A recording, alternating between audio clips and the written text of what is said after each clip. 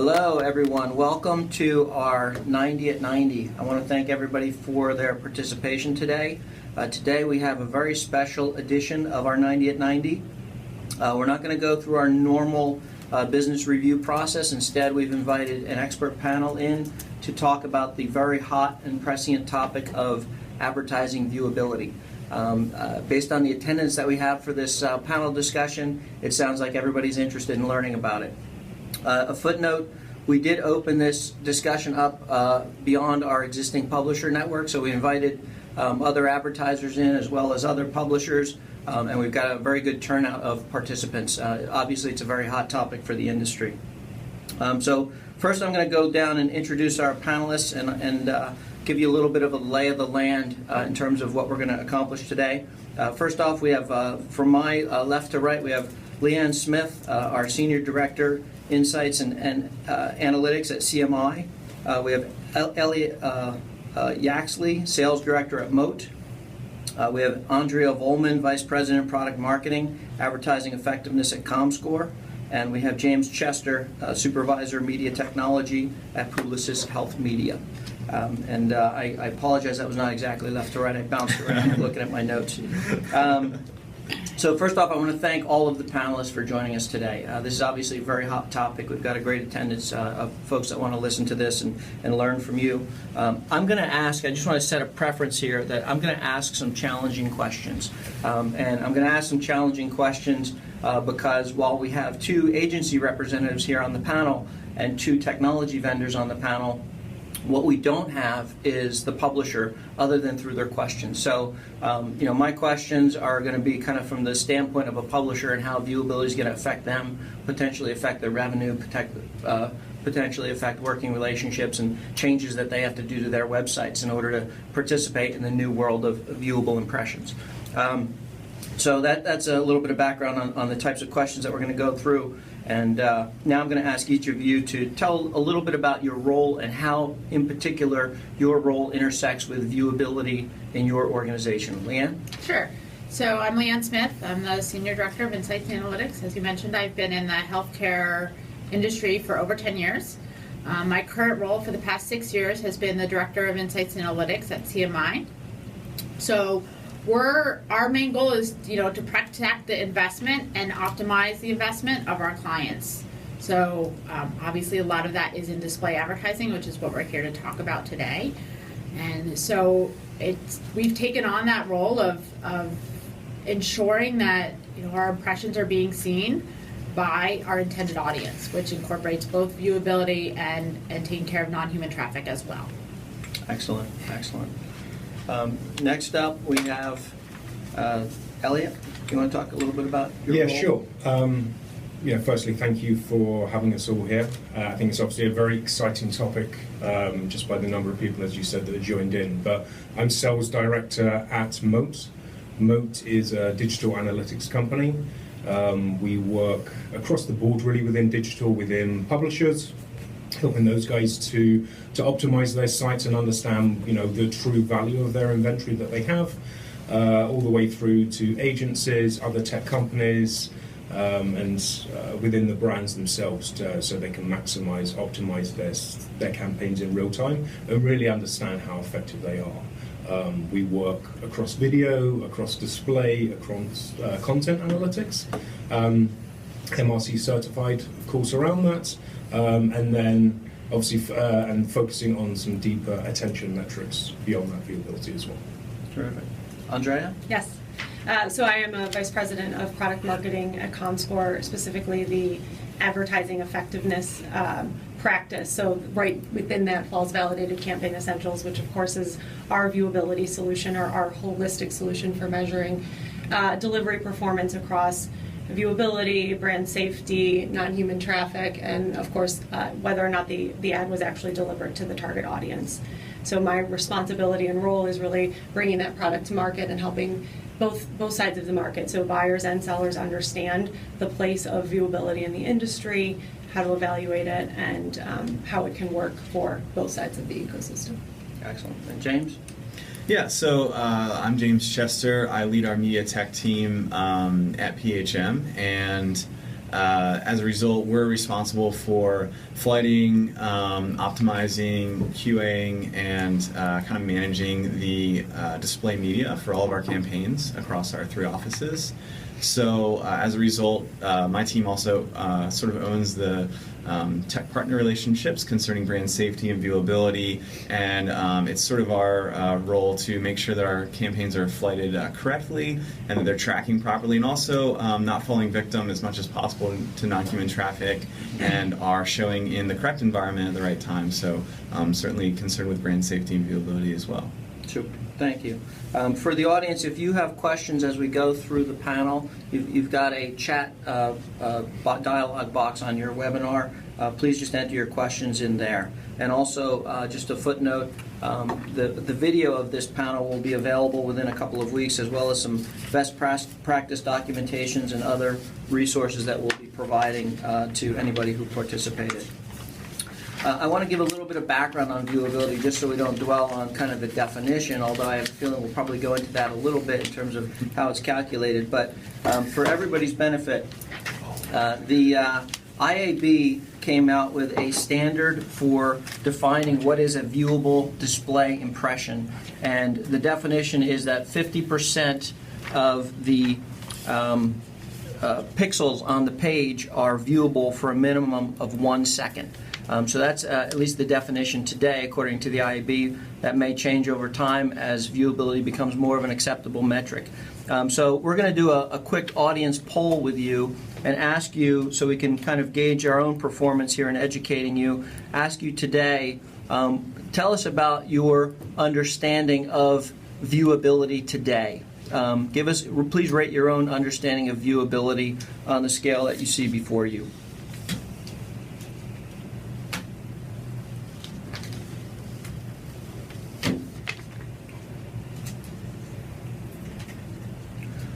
Sam, do you close that poll out after a time? Or? Yeah, we've got 72% have voted so far. Okay.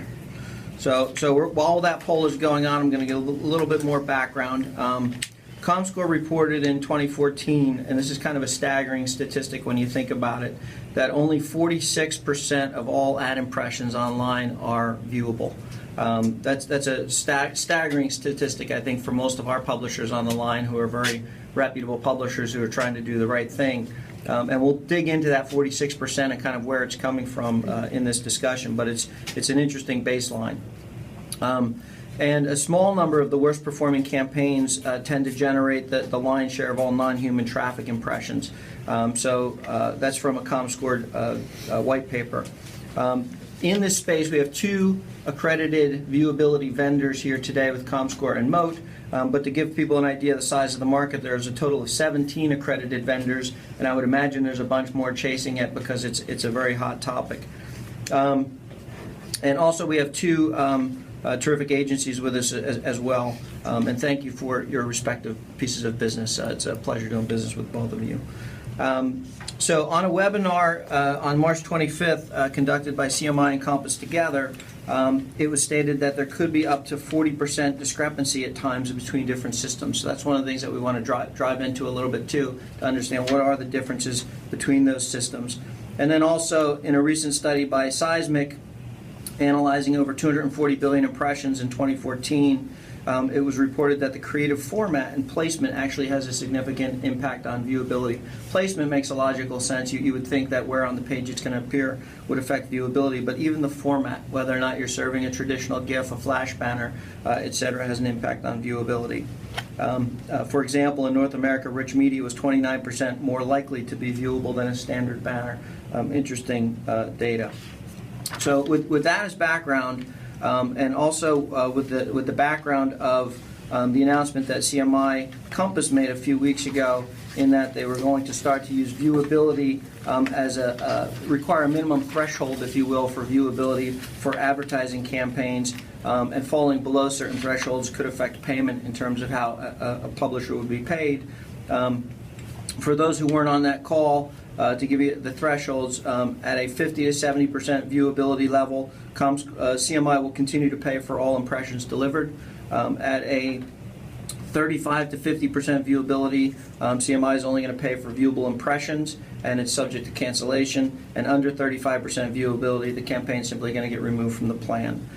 So that's a big reason for having this call today and educating publishers on this important topic of viewability.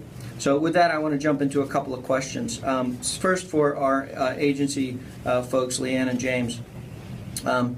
So the initial request that started this month for CMI to actually, and the publishers of CMI to actually measure viewability, you've asked the publishers to do that measurement on our own for a couple of months. What is your plan for the measurement, if you will, of reporting back numbers to publishers? I know we have access right now to the system. We can see the data ourselves. In terms of working this into your billing process, how's that going to unfold? Sure. So as you mentioned, all publishers have access to comScore to see all of their numbers. Everything is, I also have access to DoubleClick, so all numbers are completely transparent. We're working through all the invoicing procedures now, and our plan is for with June billing, which would come out early July, to have an automated system that would email the publishers, here's what your total impressions were, here were any OUS impressions, non-viewable, non-human traffic, etc., and here's the final invoicing number. So we will be invoicing off of those numbers for our April and May, which happens in May and June, but the automated system won't be in place until early July. Okay, got it. And James, how about Publicis? What are you guys doing when it comes to viewability? Do you have any kind of similar thresholds where it's a requirement? Sure. So we've approached it thus far on a campaign by campaign basis.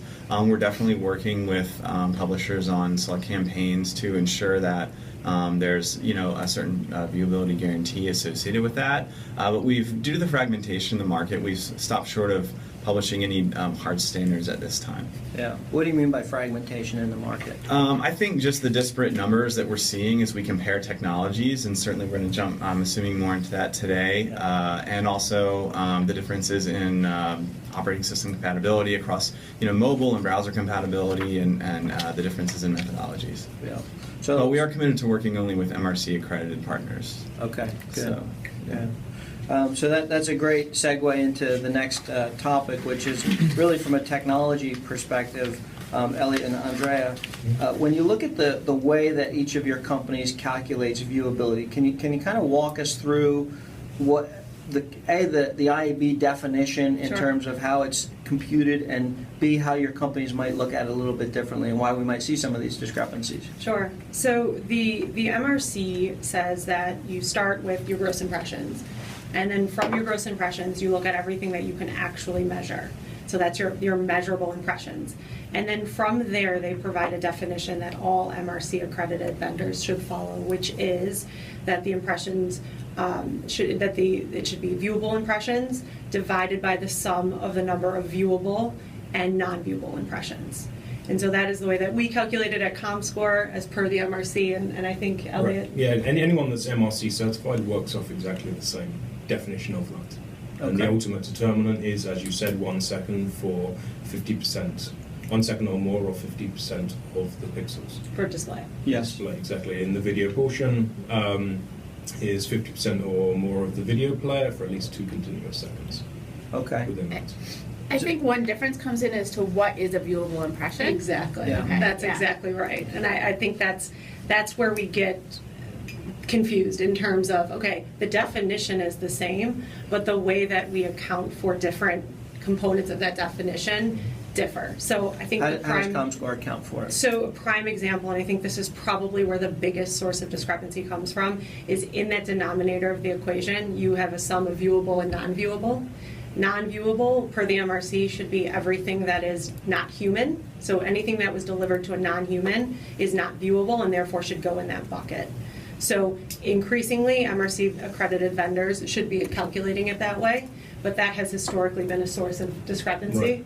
Right. And then on top of that, it's the level at which you account for non-human traffic. So different vendors are able to remove different levels of non-human traffic when they're through the technology that they have. So if you have vendor A and they're removing massive chunks of non-human traffic because they have sophisticated filters, and then you have another vendor that is just applying the simple IAB, spiders, and bot filtration and sort of checking that box, you're going to get different numbers because inherently your denominator in the calculation is going to be different.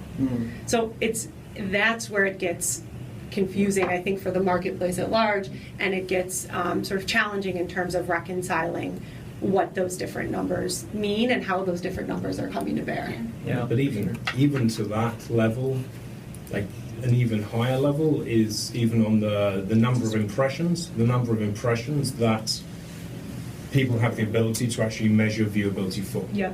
So that's probably what we see as the biggest difference within this. So the IAB came out pretty recently and said, we don't think anyone can trade off 100% viewability.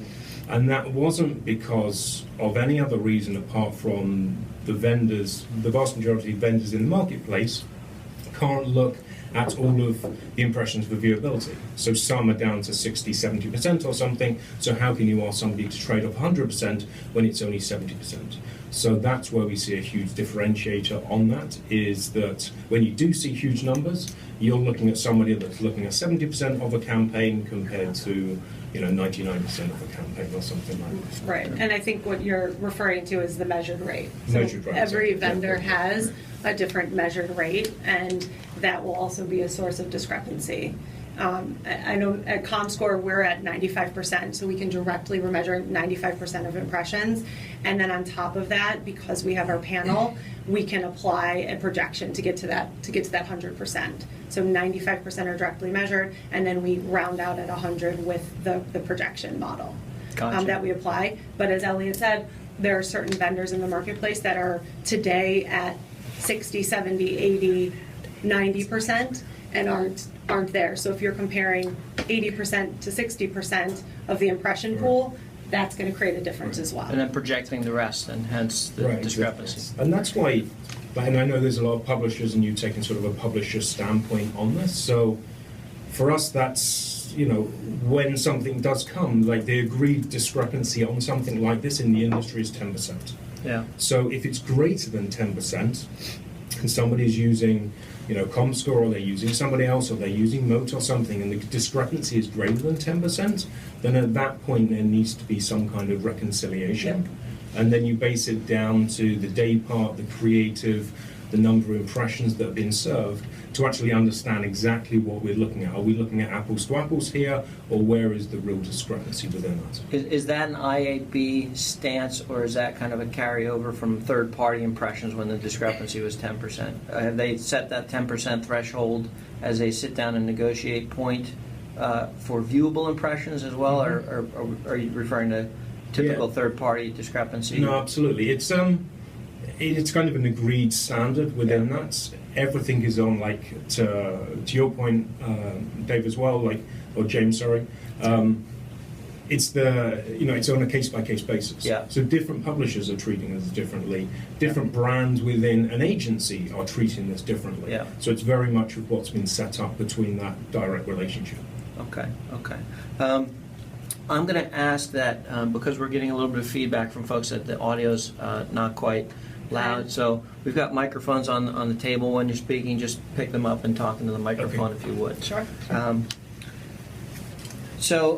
One question that kind of comes to mind when you talk about the differences in how people are filtering impressions. One question is how many potentially legitimate impressions might get weeded out in that process? Do you have a confidence interval or a level where you say, hey, we know we're only filtering out non-viewable or non-human with 100% certainty? What's the certainty factor on the ones that are filtered out? And it sounds like people are filtering differently, so I'm guessing everybody's striving towards some ideal, but if everybody's different, we're probably not quite there yet on what that ideal is. Do you have a confidence level on what is filtered? Any concerns about filtering legitimate impressions? So with a comScore, with non-human traffic in particular, which is I think what you're getting at in the filtering of non-human traffic, we look at 3 different components to get to that measurement, so that when we filter something out, we feel very confident that we're actually removing non-human traffic and we're not getting false signals. So we call it triple detection technology, but essentially it's a triangulation of, essentially it's a triangulation of our census data. So this is our census data that we have through our core media metrics product that sort of filters through the entirety of what we do at comScore. And then ad tag measurement, which is pretty common, right? When the ad tag fires, are there these anomalies? Are there things that we're seeing that don't make sense, that are likely non-human? And then on top of that, the panel. And that is, again, a core piece of the comScore sort of asset base, if you will. And that gives us a read of what people tend to do online. So it's a human panel. It's 2 million people around the globe. So it gives us a sense of what are people doing online. So if we start to see things that are non-human looking behaviors, we can bump that up against the panel to make that call. So it's sort of a triangulation of those three assets that allow us to remove and filter at many different levels and to do so with confidence. Okay. This reminds me a little bit of Google when they started to penalize some sites based on changing their algorithm, and when you were in the sandbox and you called them and said, hey, why are we in the sandbox, why are we being penalized, they would say, well, we can't really share with you how we go about this. You've got the similar challenge. I mean, you can't really put a roadmap out there and say, here's how we determine what's non-human, because then people might game it, and you're trying to get rid of fraudsters. It is a challenge, though, because in this kind of environment, it's helpful for a legitimate publisher to understand, what can I do to improve my viewability other than just move my ads up higher on the page. Yeah. And I think, to that point, it's about transparency. So you want to get as much granular detail as you can. So if you can go down to the campaign level, the domain, subdomain level, device level, browser level, all of those kind of things, then at Moat's position, we look at different metrics. So whether did it come from an automated browser? Did it come from an incongruous browser? Different elements to that. Was it in the spiders and bots list, which is already taken out of the viewability numbers on that? Those different elements within that, ultimately, we know that was non-human traffic. People use data center traffic, some publishers and things like that all the time to ping their sites and things. Doesn't mean it was fraudulent behavior, but we do know 100% that it was non-human traffic on that. So I think the thing for publishers is they need to know on a very granular basis. The more granular you can get, then you can actually have an effect. That's the ultimate goal in all of this, is to clean up what's going on in the industry. So if there is an issue, they know down to that level and they can make those changes. Yeah. Can you talk a little bit about what is going on in the industry in terms of the sources that you're seeing? I know the sources can be quite different, and the numbers. I mean, just a couple of quotes I gave in the beginning. 42% of all impressions not being viewable is alarming to a lot of publishers who are in the business legitimately. How does that break out? And I would open this up to everybody. How does that break out between kind of the legitimate publishers that you typically work with versus going into an ad exchange and maybe it's a little bit more of the Wild West, you don't really know what you're getting? What are the main sources, if you will, of non-viewable impressions? And maybe break that out between non-human traffic, the actual fraudulent bots and such. Sure. Can we start? Yeah, sort of. So I think a couple things are happening. Definitely as we look at programmatic environments where there is less transparency and there are more steps in the value chain, you're going to sort of see an opening for these types of threats and these types of vulnerabilities. So definitely in programmatic environments, one of the things that we've been seeing recently, and I think this is probably one of the bigger areas of fraud or non-human traffic right now, is this concept called domain laundering, which is where a bad actor or fraudster essentially impersonates a legitimate publisher in an exchange, and so they go in and they sort of obfuscate the transaction, and they look for all intents and purposes to be that premium publisher. They get all of the revenue, they get all of those impressions, and the premium publisher has no idea that this is happening. So this is something that we're seeing increasingly as more and more dollars are moving to programmatic, and I think it's a big area of concern. I'm sure you've been seeing this as well as a growing issue. So that's an example of a publisher doing business the way that they should be doing business, doing nothing wrong, but opening themselves up or being opened up to a threat. Is there anything a publisher can do about that? Yeah, so I think continuous measurement of non-human traffic, having a holistic approach. So we recently uncovered something, and this was really interesting and eye-opening for us as we've been seeing this more and more at comScore, because we have the panel and because we can understand at the panel level what exactly is happening. We were able to see in a specific situation when the ad tech fired, something looked wrong. And then we were able to dig in and say, okay, at a census level, let's check this. We think it's domain laundering, but is it really? So this is where that triple detection comes in. And then dug down into the panel to find out that not only was it domain laundering, but there were several other publishers, about 5 other publishers, unbeknownst to them, that were also victim to this. So we were able to catch it for the one publisher where we were under measurement with, but then also for about 5 other publishers who, again, had no idea this was happening to them. Huge loss of revenue and huge threat to their brand and their business at large. Eliot? Yeah, so how can, I think the question was kind of around how publishers can get ahead of the story about non-human traffic and things like that. I agree with a lot of things Andrea was saying within that. Certainly, like, it should be an always-on solution. If you just measure this on a campaign basis, then those numbers can be skewed quite widely on that.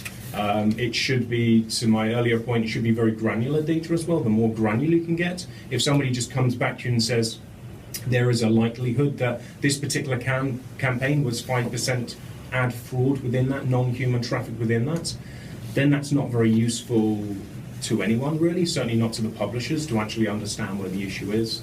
It should be real-time data. So if they find out and they get an alert when that is actually happening, that's actually usable. If they get it tomorrow, that's not going to be as useful for those guys as well. And should be precise data as well. So you need to narrow down exactly what the non-human traffic is. You can actually narrow down exactly what it is. And then probably one of the biggest things is referral traffic. So if you are using a lot of referral traffic, then we would recommend that you would actually have a separate cut in the dashboard to understand on that what is the non-human traffic coming from that referral traffic. So, and when you say referral traffic in terms of potentially getting a lot of NHT, you're really kind of saying, if you're buying cheap traffic somewhere, if you So breaking it down, so if you're getting 3 different sources on that, you need to know exactly what the traffic is. Sometimes you get what you pay for, which is nothing more than a bot crawling Exactly. your And site. we're working a lot of traffic referrers now that are, not all of them are bad within that are actually, people are gaming the system with those guys as well. Yeah. So we're actually working and we're sort of firing a pixel and understanding was it non-human before they're then supplying that to the publisher. So again, because of these metrics, it's worrying for everyone in the publishers, but ultimately it's clearing things up. So the good publishers that are doing, good things out there, ultimately things are moving in a good direction for those guys. I want to jump to a couple of questions from the audience because we're getting several of them in. James, who is Publicis using for measuring non-viewable impressions? Yeah, we've used a combination of vendors, primarily Integral Ad Science, Double Verify. We're obviously cross-checking that with some of Google's numbers, and we're constantly reevaluating that. We think that this is, as anything in ad tech, is just a constantly evolving landscape. And as a result, we need to continually to check through the methodologies and the technologies that's being utilized for things like viewability and anything else that we do, honestly. Yeah. So what about position? Somebody's asking about position in the ad call. So they said that they're seeing a big difference between comScore numbers, Integral Ad Sciences, and DFP viewability numbers, and they're speculating that it's because of where it's called in the sequence. Is that a big driver of the discrepancy? I mean, certainly sell side, buy side, like whenever that technology turns on, you guys can probably speak to that even better than I can, but that discrepancy is certainly legitimate, and I think for us it's affected the way that we negotiate with publishers in terms of sort of that, minimum acceptable, viewability number. So again, that's something that we need to continue to look at. And we've actually set up something internally where we're starting to vet out technologies in a lab that PHN has developed to kind of compare the methodologies and applications. Okay. The biggest question that we're getting from several folks is, how do I improve this? What do I do beyond the obvious of lift your ads higher up on the page potentially? What can they do to improve viewability? So, I mean, definitely I think Andrea and will be able to answer this, but one thing I think is that it's not about, and I mentioned this in my presentation, it's not about above the fold or below the fold. It's not about shifting your ads higher on the page. It's about putting your ads where the content is that people are reading.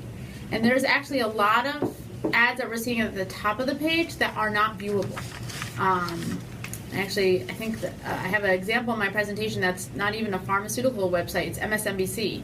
And the ad in the middle of the page was viewable, the ad at the top of the page was not viewable. There's two of them for various reasons. So it's really about understanding your readers and where they're going and where that content is, and making sure that's where you're placing your advertising. Yeah, I was just going to say, I mean, I think, you know, to continue to sort of run with that above the fold, below the fold way of seeing things is just, it doesn't really apply to digital. You know, the way that we interact with digital properties is just so different than it was for print years ago. So I think the sooner we sort of move away from that notion, probably the better, you know, the better we'll be in terms of where our campaigns sit. And to your point, Leanne, about that, about placing it next to content, I think that's also sort of expands it a little bit further on, that like viewability is a great starting point. It is not a success metric for a brand campaign. Yep. It's table stakes of, was the impression viewable? Ultimately, that's what we're going to be trading in, is viewable impressions. But again, it doesn't talk to the success of a campaign. So homepage leaderboard, great viewability, but it's in view for maybe 2 seconds. Somebody goes on to do something else. You've got something else, far less viewability, but on average it's in front of somebody for a minute, for 2 minutes. That's far more valuable to the brand. The brand exposure, how much brand exposure is it getting in front of the user within that as well? So I think it sort of opens up, you know, it really is about that. It's understanding not only was it viewable, but what was the quality of that. And too long the industry has been focused on, it's been a very quantity over quality. And I think with these new metrics, people are going in of like, actually, you know what, we're sort of, you know, it was the race to the bottom of the CPM on that, but now it's like, how do we actually convert this? How do we talk about quality around that? I absolutely agree. I think you said it well, that this viewability or viewable impressions, that is the baseline. That is, did my ad deliver or perform in terms of its delivery? It's not, was my ad effective? And we can look at things like, how long did someone, you know, spend time with the ad? But then even beyond that, did somebody go to my brand website? Did they search for my ad more? Did I have any brand lift? Those are the metrics that ultimately are going to help advertisers prove that what they're doing is working, and publishers prove that delivering advertising on their site is more effective than their competitor. So it's the baseline metric. It's necessary. It's really important, and I think it gets us beyond the gross impression, which I think we all agree is not where we want to be. And it's really important when you start thinking about things like GRPs and having something that's truly cross-media comparable. But once you think about true advertising effectiveness, was it working? Is my ad valuable? That's an entirely different conversation and an entirely different set of metrics. Yep. Yeah. So from a viewable impression standpoint, in terms of where advertisers are thinking about this on a go forward, you know, CMI set some parameters out and said, look, these are kind of our table stakes. This is where you have to be to play in the game. Do you guys foresee this becoming the new third-party impression, if you will? For years, you said that you know, we focused on quantity over quality, and viewability potentially has the ability to come in and spotlight the quality, which is music to the ears of our publishers, because most of them are going to be on that side of the fence. But in terms of where it's going from a payment standpoint, you know, from the advertiser standpoint, I can see where logically an advertiser is going to say, hey, now that I can measure this and determine what was viewed and what wasn't viewed, ultimately I only want to pay for the impressions that are viewed. Do you see it going that way, where viewable impressions become the new currency? Or do you think it's just going to be this kind of table stakes, hey, as long as you're above this, we're using it as a qualitative measure as to whether or not to buy from your property? I mean, I think eventually it's going to move beyond viewability. So I think, as we said, viewability is scratching the surface. It was always the assumption that our impressions were being seen. Now we have the technology to measure that. So now we're just saying, you know, we don't want to pay for those. If they're not being seen, it's throwaway, you know. But I think it's really going to go beyond that, like Eliot and Andrea were saying. It's going to go beyond that to how much time was being spent with the ad, or some, I'll say the non-pharma world. A lot of people don't even pay on the CPM basis anymore. They may pay on a cost per performance basis. And that's where it's probably going to go. Cost per performance in pharma may be different than in retail, but it's going to be based on that performance, whether it's, seeing the ad, keeping the ad in view for 30 seconds, completing some kind of action or what have you. Yeah, and I would just say to follow up to that, again, I'm sure we're all, well aware of this, but again, when we look at viewable impressions, that's a viewable impression. That's measuring the ability of that ad to have been seen. That's not saying that it was viewed. So we keep saying, let's talk about viewed impressions and not. It's really, did the ad have the ability to be seen? So again, that's not a measure of success, similar to what Leanne was saying. And we really should be pushing, we have the responsibility of running these campaigns for our clients and delivering a measurable lift. And I think that viewability is certainly a way to sort of filter out sort of a table stakes play, as we've been saying. But the sooner we can drive more towards performance and really use that as the key measurement, I think the better off we'll be. Yeah. And is that how you see most of your clients on the advertising side thinking as well? Yeah, absolutely. I mean, the kind of cycle that happened, right? The MRC lifted the advisory for display end of March of last year, for video end of June of last year. Very quickly, the publishers were like, hey, nobody's ready for this. The technology isn't ready for this. The agencies and the brands were very quick, as you would imagine, to sort of grasp onto this and say, well, I only want to pay for what's viewable and human around that. So people, it kind of got to that point when, okay, now we've got to look at the viewability. They started testing their sites, like what was viewable, what wasn't, how can I work to improve that viewability? But then the premium publishers then say, well, if we're now just basing it on this one metric, right? If we just base something on one metric, then again, it's open for people to go in there and sort of change things. And one viewable impression is not the same as another viewable impression. So people then started talking about the deeper metrics that we've kind of been mentioning about exposure time, interaction with the brand, and attribution, all of those kind of elements to that. So ultimately, sort of what people have been talking about in the industry of attention metrics. So that's where we're seeing a lot of our clients moving now, sort of premium publishers, and some of them are even trading in guaranteed exposure time. So actually going in, sometimes it can be guaranteed viewability, sometimes they'll actually do a deal and say, look, I'm going to give you 10,000 hours of brand exposure in front of my audience. Yeah. And people are buying that right now.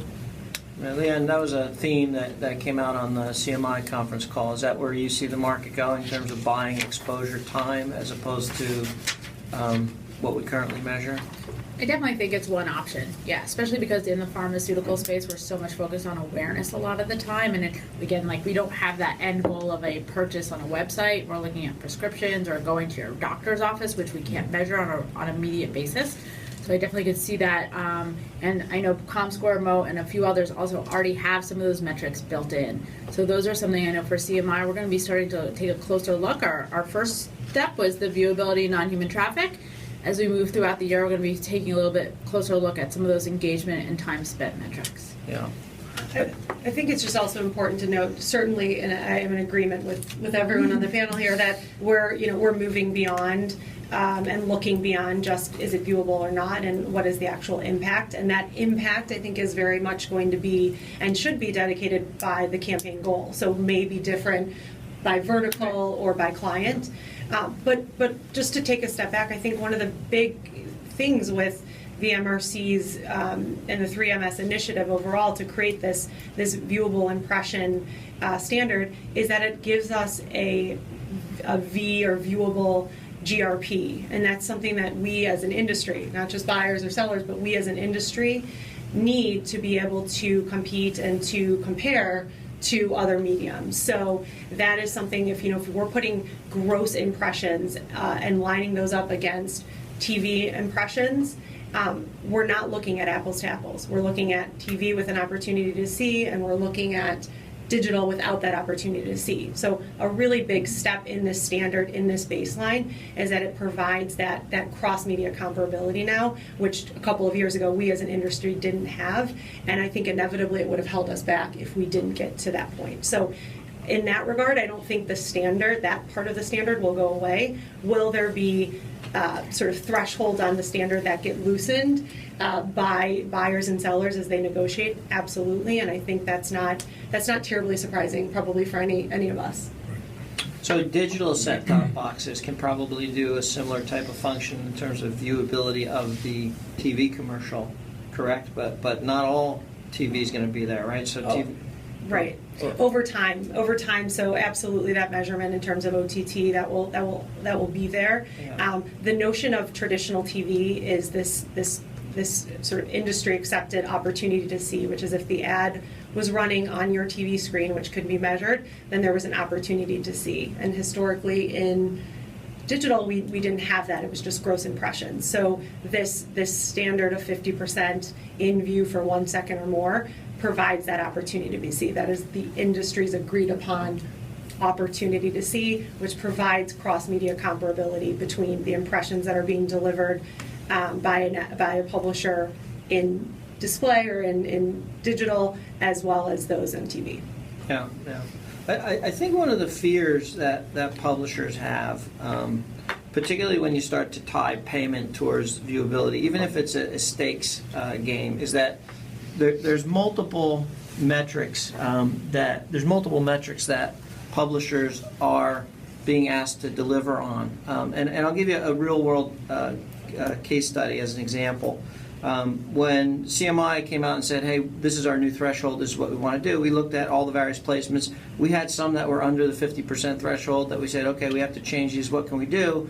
And as we started to say, okay, how would we optimize? In some cases, we don't have total control over whether or not a publisher makes a change. Certainly, we don't have control if they make the change quickly. We can make the recommendations, but it might take months for it to actually go into effect. In one case that we looked at, Site A was running the ad. It was only 47% viewable, but it had a 0.24 click-through rate. Site B, which was the alternative placement where we could have put it, had a 65% viewability rate, but it had a 0.12 click-through rate. So I guess my question comes down to, how do you balance all the various factors that we're being asked to drive towards? If viewability is a table stakes game, that first placement goes away. We can't be there anymore. And it had actually really good performance in terms of click-through and potentially back end. Where do you kind of draw those lines? How do you resolve those conflicts? I'll just say it's definitely a mix of things. When you look through click-through rate, it's usually all placements on a site or on a page. So sometimes your click-through rate can automatically be higher. If you only have 2 ads on a page versus 3, and you click once, your click-through rate is now a third greater. So things like that, when we look at click-through rate, and then I cringe a little bit when I think about click-through rate because I hate that metric because it's so small, right? We're talking about 0.2%, 0.1%. For viewability, our goal is really to build awareness of that message. But we are indeed looking beyond viewability for sure. We're looking at what is happening for those who click through. What are they doing on the website? What are those key actions, high-value actions, however you call them? Are they fulfilling that? And we are looking at that too, but they have to have the opportunity to see the ad in order to fulfill one of those actions. So where you're looking at click-through rate, I would ask you, if you're gonna look at that, to look at it kind of almost on a placement level and not on a site level, because it can vary greatly just how many ads you have on a page. To that point, about click-through rates, like, you hate that metric. Like, there's nobody on the buy side or the sell side that thinks that is a good metric. And yet everyone on the buy side and the sell side still ask for it, or they provide that. So the industry's got a lot of sort of changing themselves to actually start talking about the right metrics anyway.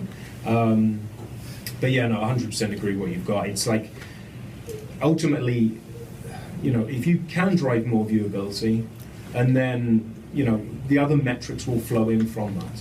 So if you get more viewable impressions, you will get more brand exposure. And if you're placing them in positions that are getting higher brand exposure, then the chances of somebody interacting with that branding, even if they're not clicking on something, if they're interacting with it, then it's still showing a different level of engagement amongst that as well. So I still, it is difficult for publishers, but ultimate goal for them is that they want to be driving viewability as high as they can around that, because the flow through from that is going to be affecting all the other metrics that are important to brands. So knowing that most of our callers are publishers, knowing that most of the people on the line today are publishers, there's 16 different accredited vendors out there to do viewability measurement, or I'm sorry, 17 accredited vendors. 2 of them are here. We as a network we currently work with Moat, we work with comScore, we've run campaigns for advertisers that include Double Verify, IAS, basically many of them. We've had different experiences with all of them in terms of what they actually measure and the numbers that we get. How should a publisher today be choosing their viewability partner? And who's driving that decision ultimately? And I should say, who's even driving the push towards viewability? Is this more from the advertiser client side? Is this more from the agency simply trying to find ways to eliminate waste, or is this more from the viewability vendors themselves because we can measure it now, let's do it and let's set a new standard? So who's driving the real push towards viewability, and how should a publisher go about choosing a partner? So I'll try to address that a little bit. I'll say the push, is coming, at least from our side, is coming from the agency side, to protect our clients and make sure, again, their ads have that opportunity to be seen. We're educating our clients. The same presentation that the supplier saw from CMI Compass we've been doing a roadshow with all of our clients and giving it to them. And some of them are already aware, especially those who are more heavily involved in consumer, and some of them this is the first time they're hearing of it, but they're glad to see that we're working to protect their investment. In terms of what provider a publisher should use, that's a hard question. We have to take draw a line in the sand, and we can't have more than one source of truth. So today in 2015, CMI source of truth is comScore. Will that change in the future? Possibly. As James said, we are always evaluating the technologies. And I think the ideal for the industry is that all the different providers, get a little bit closer together. We have done some exercises with different companies where when we, start looking at the way they calculate viewability, and we start, saying, okay, I can use comScore and Moat as an example because a lot of publishers are using Moat. Once we add in the non-human traffic and also blocking that we do, which is taken out of comScore's viewability numbers, the numbers that actually are within 10%. I've done that exercise across multiple sites, including some eHealthcare solutions, and we've gotten really, really close. And obviously Google's another one where, there might be some great variances on some campaigns, but most of them it's within, that 10% variance. So I know when we did our evaluation, we audited a number of suppliers. We looked at how they use their technology. It was important from us, again, in the pharma space to look at not just the ability to measure viewability and non-human traffic, but also brand safety in terms of alerting and blocking. So that was an important tool that we needed the supplier to have, and obviously cost comes into it as well. We did a 10-day test with a bunch of suppliers on the same placements. We did our best to evaluate, and that's how we chose to go with comScore, and that was in 2013. So the publisher side, I think they're going to be probably forced to use a couple of different vendors. Again, we have given access to the suppliers to comScore for those campaigns. I do feel the pain, having to take different suppliers' numbers and try to copy them. But I think when you do start looking at the way the different suppliers do it, and then take into those other considerations like the non-human traffic, the blocking, what have you, you can get pretty close. Yeah, I think it's important to move past the sales deck when vendors are coming in and talking to you about their solutions. Certainly MRC accreditation is an important thing to look at, but also browser compatibility, mobile capabilities, and then I would encourage people, like Leanne said, and like we're doing, to really set up something in-house and really dig through the methodologies and really dig through their application in different environments. I can see long-term, perhaps, hopefully, a consolidation of some sort, but I think that this is something certainly we're starting to push our publishers towards that, but I think the industry as a whole is going there. I mean, I think everyone in the room and everyone that's listening is concerned about having ads that are able to be viewed. Like, that's the reason that we're in the business, right? To create engaging content and to have users interact with that content. So I think everybody wants it. I think it's a matter of us all, working to get a more consistent technology and something that's really reliable. But yeah, please. Oh, go I ahead. just want to say one more thing, and I mean, there also probably is a world in the near future that we're moving away from display advertising, right? So it's more about content generation and, getting your message seen in different ways. I think you've seen that in the TV side. A lot of people are moving away from your typical TV commercial, doing more product placement in TV shows and what have you. And I think that is probably somewhat the reality of where we're going to be seeing the future too. Good point. Yeah, so I'd echo everything that you guys are saying. I mean, really kick the tire on the different vendors and ask the tough questions. Well, I think Leanne said, once you remove and sort of null out that discrepancy between non-human traffic, you start to see that maybe the discrepancies aren't that big. But at the end of the day, non-human traffic, if that's being counted in one as viewable and in another not, where that's going to net out in terms of effectiveness as we move, as we've just been saying, that we're going to evolve to really looking at other effectiveness measures. If ads are delivered to non-humans, they're not going to have an impact at all. So it's the same thing as viewability, right? If ads aren't seen, they can't have an impact. If ads are delivered to a non-human, they can't have an impact. So while today it might be nice to sort of be at a place where you can check a box and feel good about a number, the truth is going to be the proof is going to be in the pudding at the end of the day when you look at effectiveness, and one set of impressions is full of non-human traffic and another is free from non-human traffic. And that's where I think we as an industry will get to, and it's not going to happen overnight. This is a big process. And these webinars are helpful where we learn and we talk and we educate, but this is going to take time, and we're going to go through these growing pains as an industry together. Yeah. Well, anything to add? No, I mean, pretty much the same. MRC accredited, the barest bones of it. Should be objective, independent. So some of the people that are accredited are somewhat in the business of selling media as well. So for us, they should be objective around that. And then to your point, it's like, try different things.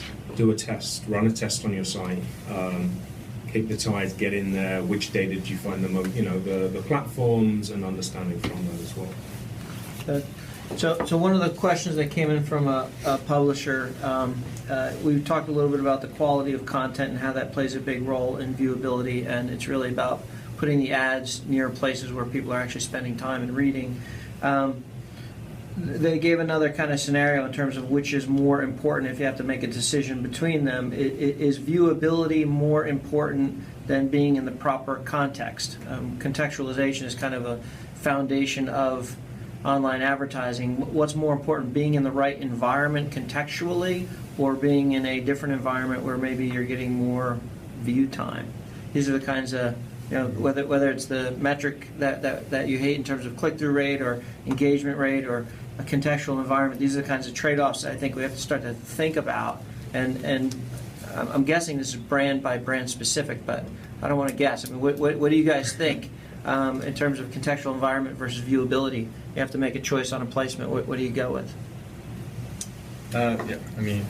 And I would default to context first. So I don't want my ad to be seen in a context that isn't appropriate. You have to think of what the message is, where they're reading it, and where you're reaching that physician or that patient, and make sure it is appropriate for them first and foremost, and then secondly, viewability. Yeah, I would absolutely agree with that. Okay. Yeah, context is key. One publisher is asking about bot traffic. Where does it come from? And is there anything that they can do to limit it? And I'm sure there's some downsides to limiting some of it, like Google being indexed. But where does bot traffic come from, and what could they do about it, if anything? Well, it comes from a variety of sources, and I think across the non-human traffic continuum, there are certain things that that any publisher can do. So we talked a bit at the beginning of this about different measurement and having continuous measurement. But some of the other things that you can do, especially if you're engaging in audience extension and you don't necessarily know the source of the traffic. I mean, a lot of publishers are in a place now where they are buyers of audiences, where that was never their business model before, and we've shifted to this business model. So vet your traffic. If this is a tactic or a strategy that you are deploying, vet your traffic and measure it that way. And that's a very quick and easy way to find out which of the sources that you're buying from are good, legitimate sources, and which are sending you traffic that's going to open you up for threat and vulnerability. So. I don't know if you have anything to add. Yeah, no, not really. I mean, pretty much what we said. Just go down to, it can come from a variety of different sources. It's just, the ability to get down to that granular level that you can actually determine where is that coming from. Is that from a spider and bots? Is that from incongruous browsers? Where is it actually coming from? Where is it happening on your sites? Is it just a certain campaign? Which domain, subdomain? All of those different levels. The more detail you can get in real time, the better you can actually attack that. I'll just add one other thing to that. I think a lot of times as publishers, the first sort of line of defense is the inventory that I'm selling on my own site, but also thinking about measurement that may be in place as you're putting your inventory in programmatic environments. So when you're moving off-site, how am I evaluating my inventory and making sure that I'm not opening myself up to a threat for someone to come in and domain launder me and to actually catch that? So we've got to now think about what's happening with my own inventory on my site, and then once it leaves my house and goes into programmatic environments and exchanges, how then can I make sure that I'm measuring and protecting myself? The question came up about Safari and mobile. So let me just reframe it a little bit. What are the limitations, the current limitations of your respective viewability systems and or the industry at large? What aren't we measuring effectively right now? We don't have any issue with Safari. That comes up an awful lot for us. People are saying, I know you can't do Safari or you can't do mobile. We can measure Safari in mobile. There is no issue with that for us. Sometimes there is a limitation when you're measuring in hostile iframes, so depending on the way the actual ad is served to you. But even then, we can measure upwards of 90-something% of even hostile iframes served in mobile on Safari. So yeah, we don't honestly have an issue around that. What do you mean by hostile? So it's the iframe way, as opposed to a regular iframe? So it's basically the way it's actually served onto the page. So it actually has the ad impression, or the ad area has a different domain as that. So it's kind of like a black box, and you can't actually put a JavaScript code within that. So you can't then determine if you were just using that, using geometric measurements to that. And I'm going to get too technical onto it, but that's when we use like browser optimization. So we actually have custom software and solutions using browser optimization that can get around that and determine what was a viewable impression served by a hostile iframe in Safari, in mobile as well. And I think hostile is synonymous with cross-domain. Right. Yeah, cross-domain exactly. iframe is a term that often we hear. Exactly. Yeah, it's the same thing. Limitations that you're aware of? So no, I mean, I think it's much of the same. The cross-domain iframes in Safari is challenging in some cases, but the majority of the limitations in mobile align with the limitations in display. So it's just sort of getting through that and sorting through those technical challenges and then bringing out that measurement to market. So yeah, I think much of the same. Okay, great. We've got a couple of questions for our agency panelists on roadblocks or sole sponsorships. Two questions. One, is viewability measured the same way? And also, do you advocate running separate tags on every placement within a roadblock, or do you just need one, essentially? Do you want to kick it off? Or? You can go first this time. Yeah, sure. So can you repeat the question one more time, please? Sure. So the question is around roadblocks or sole sponsorships of a given page, Sure. exclusivity. Are they subject to the same kind of viewability rules? And I think that's probably a a question for you, Leanne, in terms of the Sure. thresholds. And then secondly, when you are running a sole sponsorship, do you advocate running a viewability tag on every placement within that page, or Yeah, I would can you say just put so. one viewability tag? No, I would run each tag with the viewability placement just to see the ways that the different placements on that page are, the different metrics that come off of that in terms of viewability. I think that's a wise way to approach it. Okay. Yeah. In terms of the differences. Yeah, so we actually, we are and will be holding the same standards for those types of buys. I actually did a test of all of our 2014 data, and wherever I was able to pull out a known roadblock or 100% share of voice, and for me that's where it had it in the placement name so I could pull them out easily, they actually had the same exact viewability average as our other placements, which makes sense because our other placements should be on different places in the page and the average should be the same. So from an invoicing perspective, it depends on how they're contracted, and it's a little bit more detail I'm going to go into today. But our expectation is absolutely that they have the same viewability standards. Okay, great.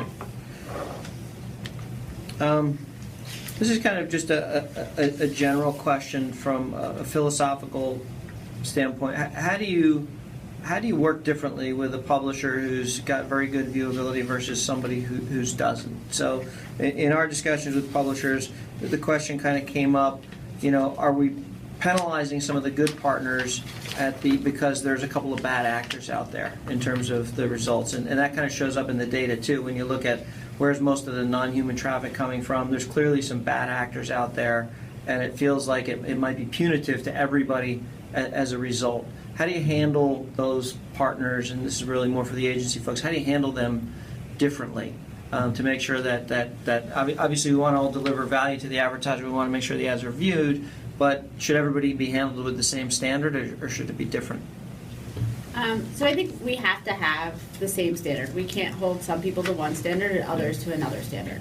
With that said, I'll say those sites that are suffering more are probably actually getting more attention because our teams are working with them on a greater level to help them out. I know there was a comment about non-human traffic, and we're lucky that because a lot of our buys are direct buys, our non-human traffic average is much lower than the industry average. We're probably more around 2 to 3%, where the average might be 5 to 10% or even higher for the industry. However, across over 200 sites I was looking at, we had 27% of those had non-human traffic greater than 5%, and 14% of them had non-human traffic greater than 10%. So we do indeed see a lot of sites that do have high non-human traffic, and hence that hurts their viewability. But we have been since last year reaching out to them and working with them and trying to what extent we can, right? Help them understand where that might be coming from or ways that they can increase their viewability. That was actually one of the questions, and maybe this should go to you guys from the technology side. Recommendations for publishers to avoid non-human traffic. We talked about not buying from click farms and that kind of thing, which is an obvious one.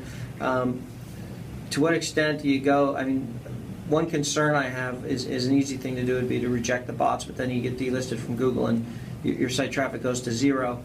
Are there lists that should be blocked? And I think back to like the IAB standard list of spiders and bots that all ad servers incorporate. They're already designed to block a lot of non-human traffic and take it out of the equation. Are there other lists like that publishers can employ to make sure that the only non-human traffic that they're getting is kind of safe, like Google indexing, for example, versus something else? So I think once you start blocking and blocking and blocking, you could be, as you said, unfairly penalizing some of the good guys who may have one day, because there's a little bit of spikiness or something happened but they cleaned it up and now all of a sudden they're on a block list. So I think you want to get out, and then all of a sudden you've now constrained inventory and you're kind of messing up the ecosystem. So certainly in some cases it makes a lot of sense with IAB spiders and bots, but if you get into that practice of just blocking someone, right out and punishing them, sort of full stop, I think that can become problematic long term.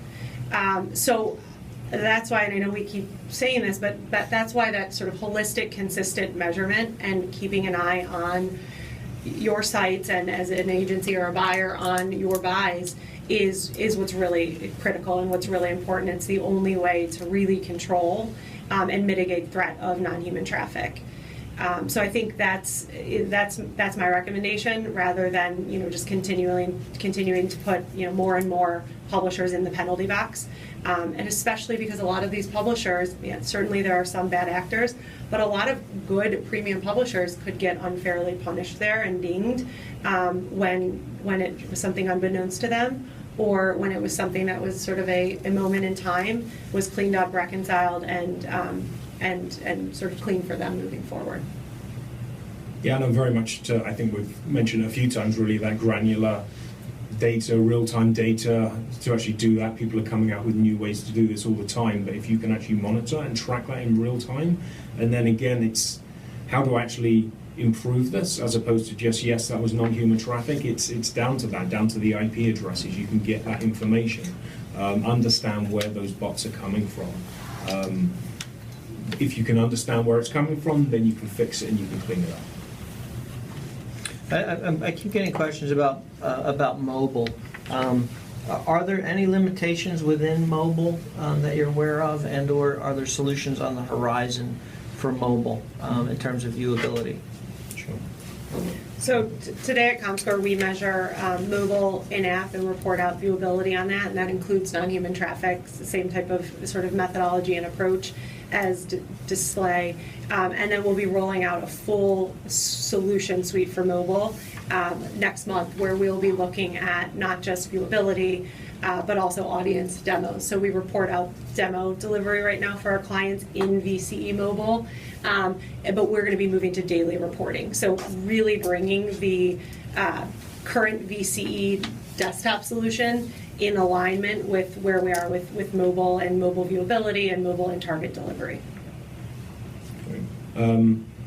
Yeah, so mobile, one of the things you should know about mobile is that there is no MRC certification for what viewability is. They recommend that you use what we're using in desktop around that, which is what we do, and I'm sure comScore do as well.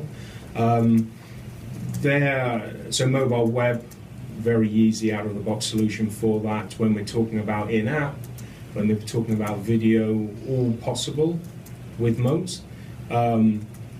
But sometimes takes a little further integration, depending how the publisher is actually rolling that out in their in-app. It can vary within that. But all of that in-app, and even video mobile, is possible to do that for viewability.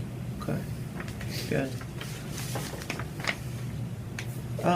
So one question I have, and it kind of comes down to where we've come as an industry. So in the years that I've been in this, and this is very reminiscent to me of kind of the original third-party discrepancy conversation when third-party ad serving happened. Hey, our publisher ad server counts 1 million impressions, the advertisers only counts 900,000. What happens?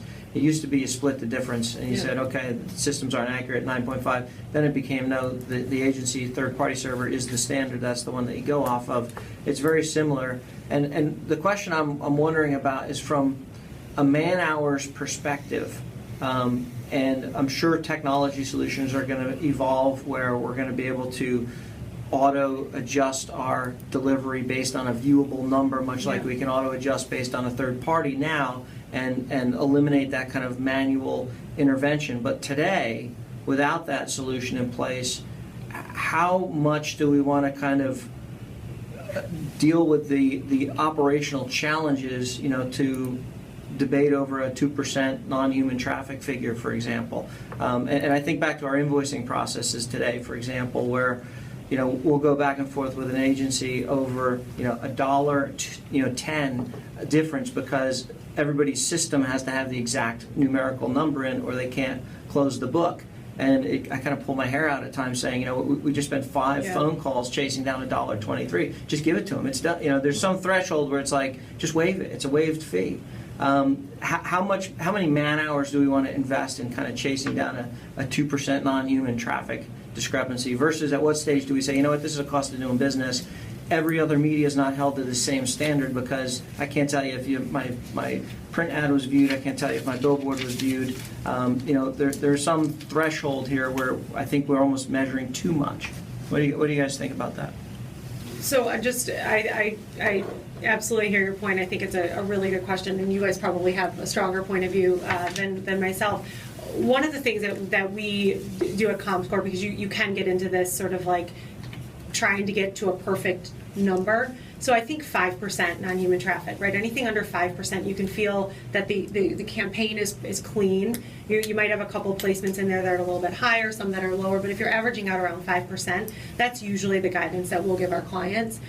Anything above that, though, you're starting to talk about real waste for an advertiser and real potential sort of negative effect for a publisher. So I think once you get above 5%, then it's cause for concern, and it's not a cost of doing business, so it's not something that we should turn an eye to. So 5% is kind of the good bots out there. There's some reasonable amount of bot traffic happening, and if you don't go over 5%, you're probably only dealing with good bots. Exactly. Yeah.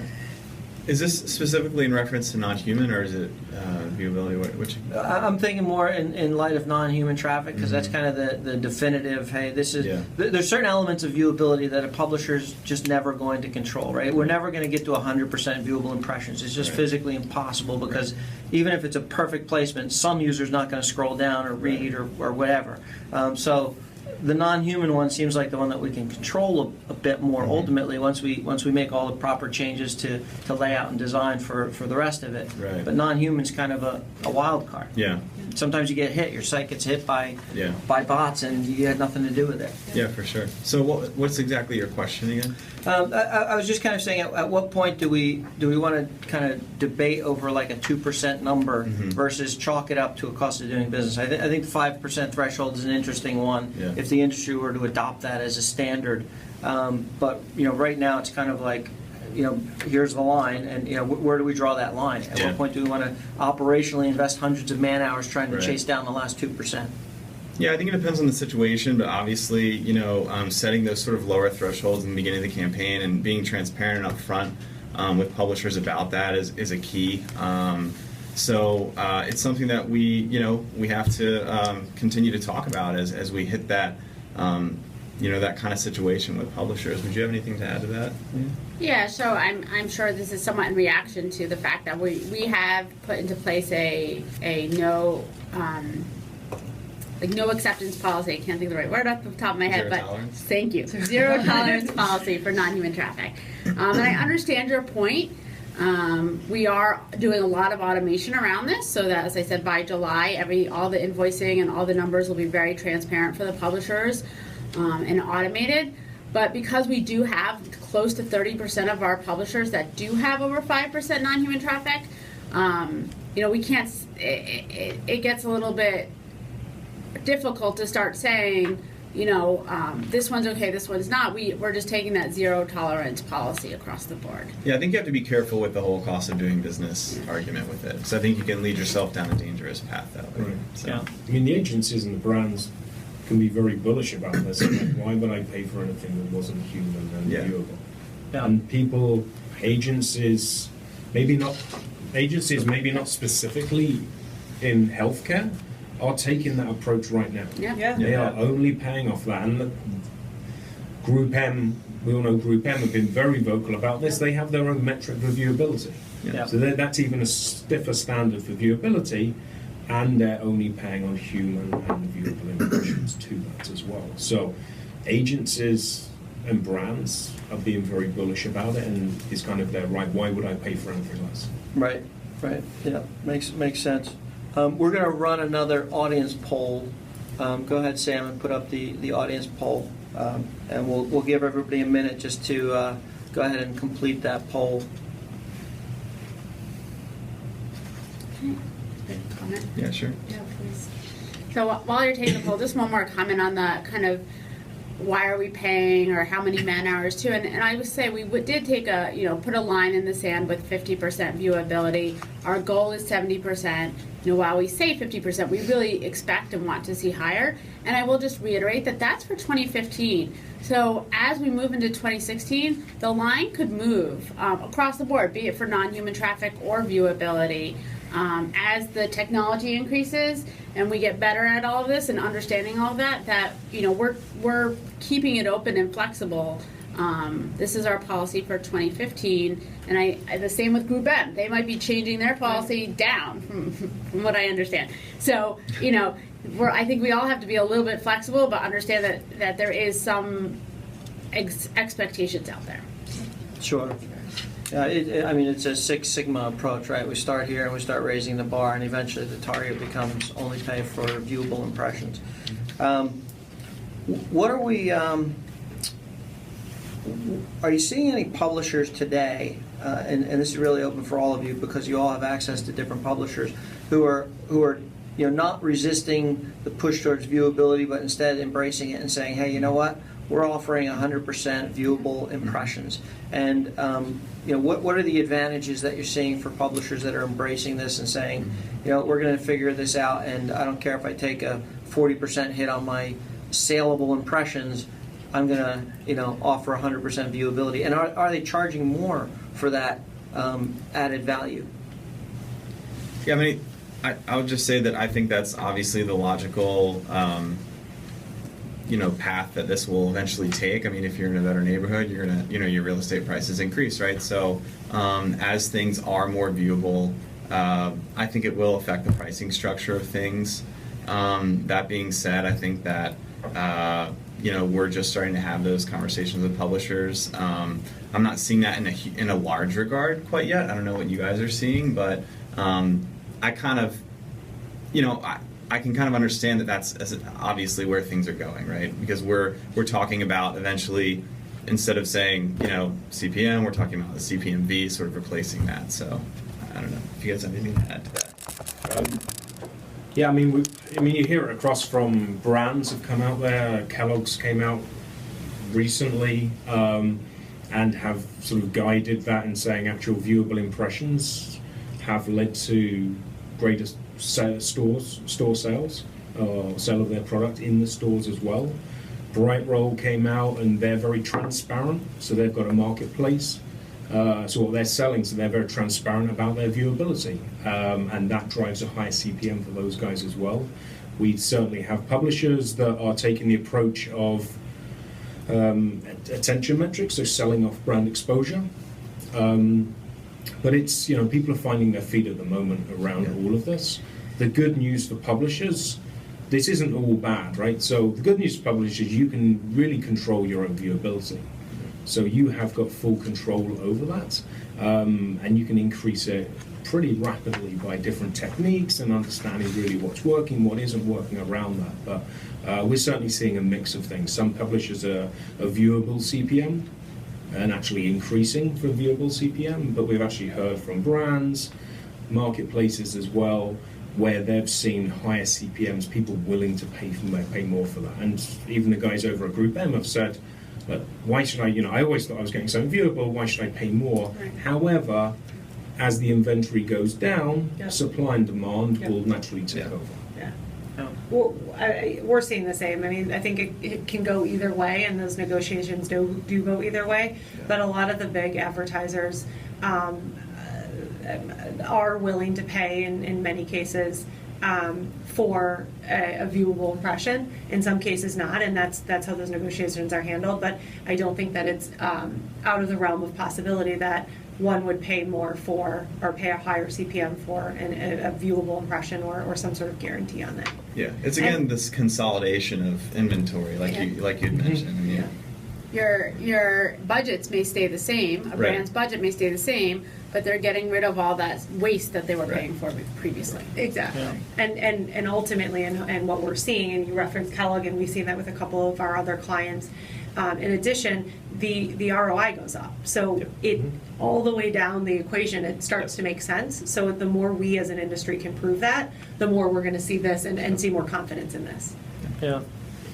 If you go by that 40 was it 48%, 42% viewable? 6, yeah. 46%. So 54% of the inventory, if everybody adopted it tomorrow, would go away. So I mean, the internet's often been criticized for having too much supply. Yeah. Yeah. Literally, you cut it in half, and the supply-demand equation is going to do its work. And that range on that 46% is huge, right? So we're talking about when you start looking at, premium publishers versus long tail, that range varies quite a lot. So you see some of that waste go away in places where it should go away.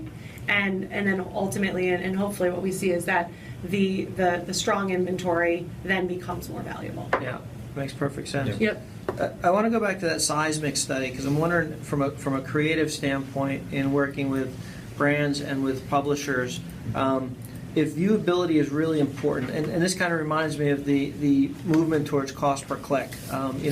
We would have conversations with publishers who wanted to pay only for a click, for example, and we'd sit down and have a very candid conversation and say, hey, look, we both know, based on numerous studies, that an unbranded creative is going to generate more clicks than a branded. So if we're going to go down the path of cost per click, let's use unbranded creative because we know it works and you're only paying for the click. Same kind of thing could be used for viewability. And I'm wondering, when you look at the seismic study that says rich media is 29% more likely to be viewed than standard banners, why is that? Is that just because it's more interactive, it's more flashy, it catches the user's attention longer so they stay there? Why is it that rich media tends to work better? And B, will that change the recommendations from agencies to clients in terms of, hey, we want to use rich media because it's going to improve viewability versus a standard ad? Or in the case of Flash that might not be supported in certain formats, let's stop using Flash, for example. How much will the creative process and specifically the creative units change because we're moving towards a viewability metric?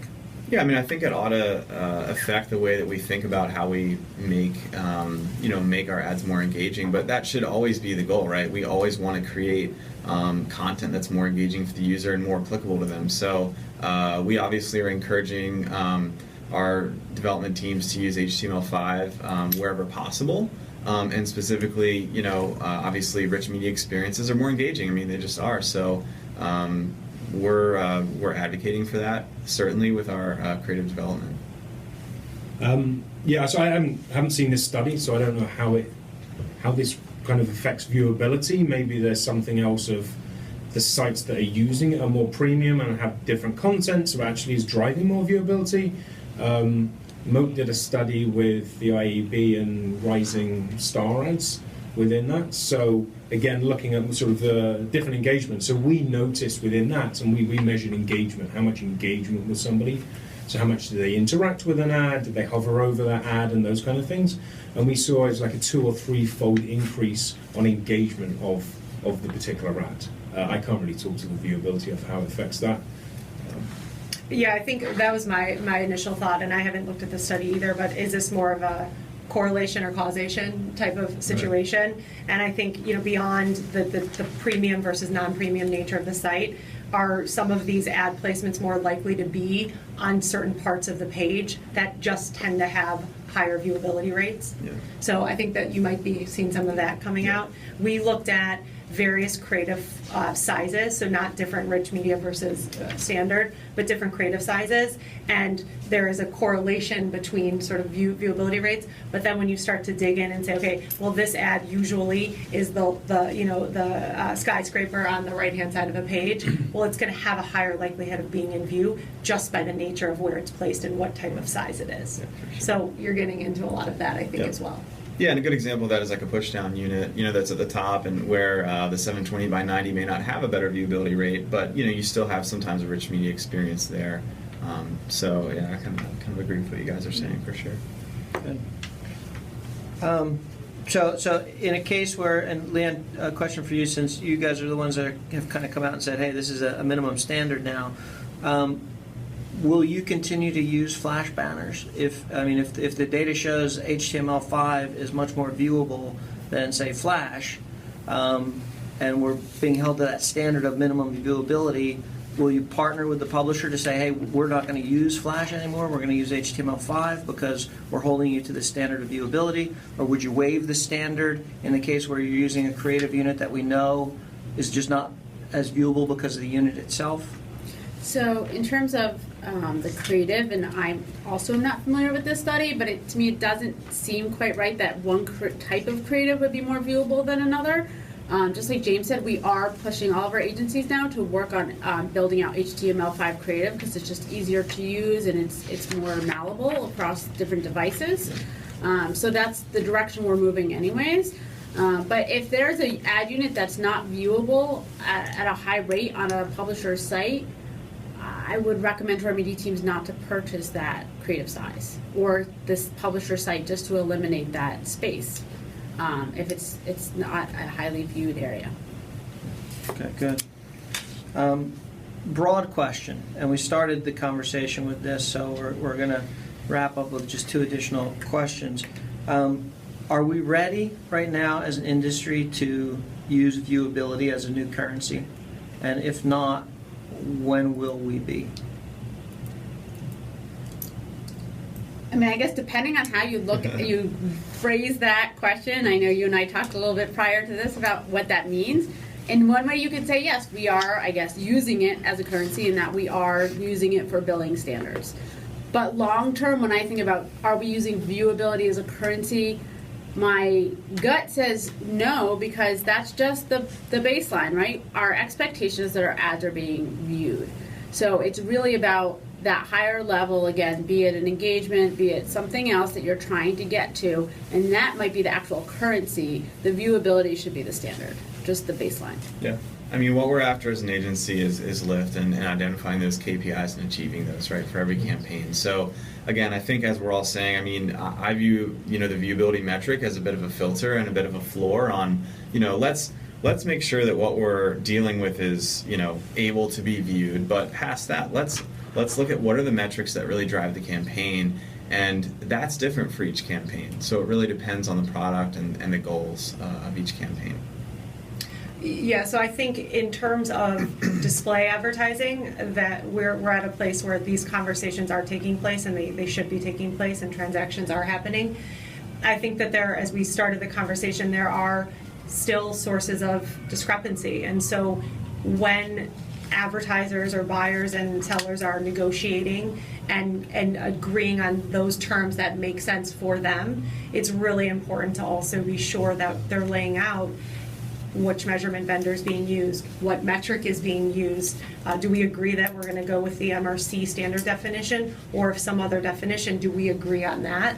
And communicating that and making sure that it's documented for both sides of the ecosystem. That's going to help with some of the growing pains and pain points. Ultimately, where we net out, I mean, you said it, I think, exactly right. Ultimately, what you're looking for your clients is lift and effectiveness. So where this nets out in the long run is a different conversation. But as that sort of baseline filter, certainly we should be having those conversations, and I think the time is right for that. Yeah, no, I agree 100%. I mean, the technology is here, right? The technology is possible to do that for publishers, and again, it's that conversation. It's publishers just need to be aware of limitations of what is actually going on, and it can be a very positive story for the publishers. Ultimately, there's a lot of different metrics that those guys can talk about. Not everyone is trading in viewability, but viewability is not going away. Yeah. The ultimate goal to it will be far beyond viewability and the conversation beyond that. But at the first part, you need to sort out your viewability, and then the other metrics will flow in from there as well. So as you look into, and this will be my final question, as you look into your crystal balls and you play the clock forward 5 years, 7 years, what does ad viewability look like? Have we gotten rid of the fraud? You mentioned we might not even be in display anymore.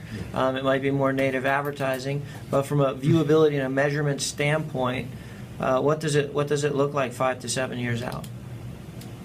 Want to start down this? Yeah, sure. You take this one. fraud's always going to be there. Someone's always going to be trying something different. Just stay ahead of the story and just, don't be reactive to that. Just measure everything that you've got going on it. I think we're going to start seeing, the fight is always around attention. Like the viewing experience for digital is very different from television and things like that, where you have everything separated for you. Now it's a big fight, right? You've got the content ads, native ads in there. You've got pre-roll videos playing. You've got actual content in there, all fighting for the person's attention. So ultimately, I think that ultimately leads into brand lift. What the agency guys have been saying as well. For us, that's where this is a conversation that's going to net out around that. Viewability is going to be that's just going to be a given. Yeah. It's going to be the metrics. In 5 years' time, there's not even a conversation. You're only buying viewable impressions, but it's the metrics beyond that that are going to be important. Yeah, so I certainly agree. I think we probably all do. Even if display goes away, we're going to still need to be able to account for viewability in other formats. So video, we know, is huge. We know that fraud is a big challenge in video right now because it's a high CPM, so the fraudsters stand to make a lot of money. So whether it's native or video or mobile or whatever, the concept, the notion, the need to make sure that impressions that are being delivered are viewable will always exist. One of the things that I don't think we mentioned, and I think we at comScore have been looking at for a while, is this intersection between viewable impressions and in-target impressions. And this is something that's been part of our measurement from day one.